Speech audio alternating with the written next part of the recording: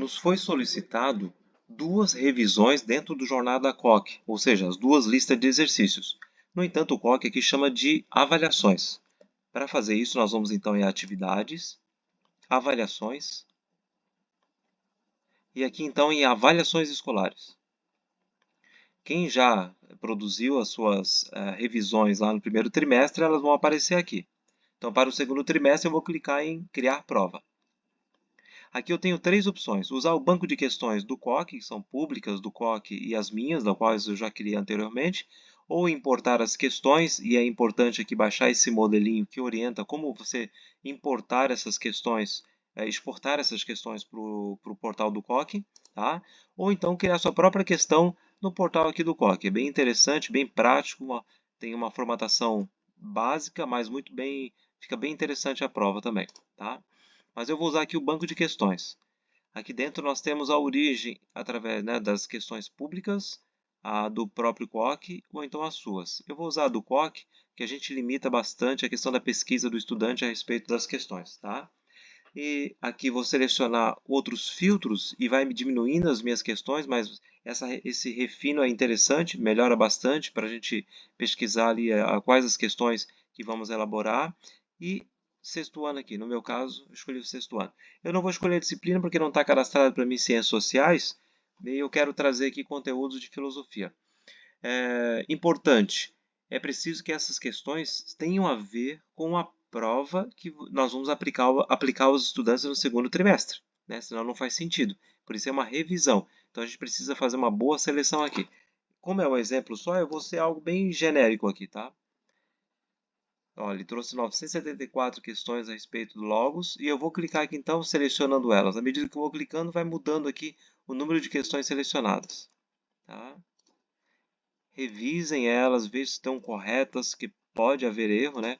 Aconteceu de termos alguns erros de questões e aí fica difícil depois ter que anular para o aluno, embora que já foi corrigido isso também. Se tiver que anular uma questão, ficou mais fácil, antes não dava.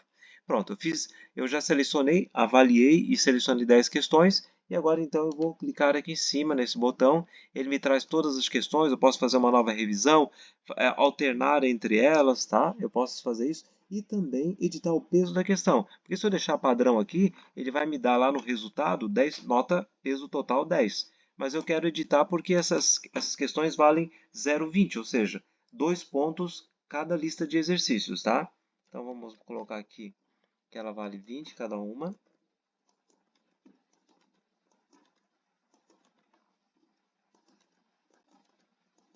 E facilita daí para nós lá no final quando vamos aplicar esse resultado na processual dos estudantes.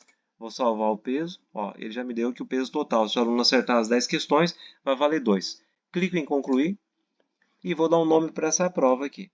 Então, essa prova aqui eu vou chamar de revisão P1 do segundo trimestre, a minha disciplina e o ano. Isso aqui é muito importante. A gente não precisa botar o conteúdo que está sendo aplicado, porque para nós não é importante. Eu sei qual é o conteúdo da minha P1 ou da minha P2, certo? Importante revisão, porque em algum momento você pode querer fazer uma avaliação sua da disciplina sem estar em contexto com esse pedido da coordenação. Então, revisão, a gente sabe que tudo aquilo que está como revisão pertence a esse pedido, né, que é sobre a lista de exercício. P1 e P2, depois lá na frente vai criar P2, ajuda a gente a selecionar novamente. E segundo trimestre para diferenciar do primeiro trimestre. Porque daqui a pouco a gente vai somando o número de provas ali, de avaliações, e vai ficar difícil a gente encontrar. Para a coordenação que precisa atender um pai ou uma mãe e mostrar que a criança fez ou não fez, para ver a pontuação dela, também fica difícil pesquisar. Por isso a necessidade de colocar a disciplina e também o ano para o qual estou aplicando essa lista de exercícios. Se vocês puderem manter essa nomenclatura aqui, ó, seria muito importante, tá? Não precisa nem abreviar, não tem problema ficar um pouquinho grande. Deixa o nome da disciplina por completo, tá bem? Feito isso, confirmar.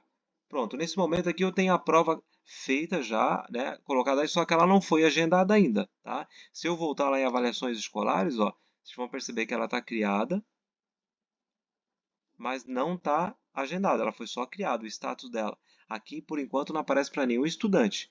Então, eu vou clicar em cima dela agora e volta para aquela tela anterior, que ele já me encaminha, e eu vou agendar. Isso aqui é importante para que apareça para o estudante. Então, a aplicação não vai ser impressa, ela é digital, tá? E nós vamos selecionar aqui as turmas. No meu caso aqui eu só tenho a 61, mas geralmente a gente dá aula para um ciclo inteiro, né? Então 61, 62, 63, 64, ou 71, 72, 73.